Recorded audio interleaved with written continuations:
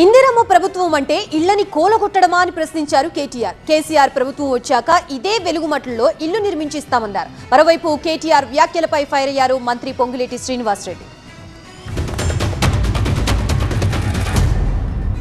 శత్రుదేశం మీద దండయాత్రకు పోతే ఎట్లయితే పోతారో వేల మంది పోలీసు వాళ్ళని తీసుకొని అర్ధరాత్రి వచ్చి నోటీస్ ఇవ్వకుండా అన్యాయంగా ఇవాళ మిమ్మల్ని అక్కడి నుంచి తరిమేసి ఇక్కడ బజార్న పడేసింది ఇందిరమ్మ ప్రభుత్వం.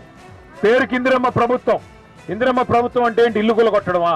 కట్టుకున్న ఇల్లు కూలగొట్టి పేదవాళ్ళను మెడలు బట్టి రోడ్డు మీదకి తోయడమా ఇందిరమ్మ ప్రభుత్వం అంటే? ఏదైతే ఈ ఎలుగుమట్లదని చెప్తున్నారో వాళ్ళు ఆనాడు కూడగొట్టారో మేము కూలగొట్టాము ఇవ్వాలని చెప్తున్నారు, కానీ ఆనాడే వారు శ్రీకారం చుట్టారు. ఇదిగోండి మీడియా, ఇది నేను చెప్పేది కాదు. ఇవాళ నేను ఏదో దీన్ని మ్యానిపులేట్ చేసేది కాదు. ఆనాడు వీళ్లే కూడగొట్టే ప్రయత్నం చేసి కొన్ని కూడగొట్టారు, మళ్ళీ తిరిగి కట్టారు వాళ్ళు.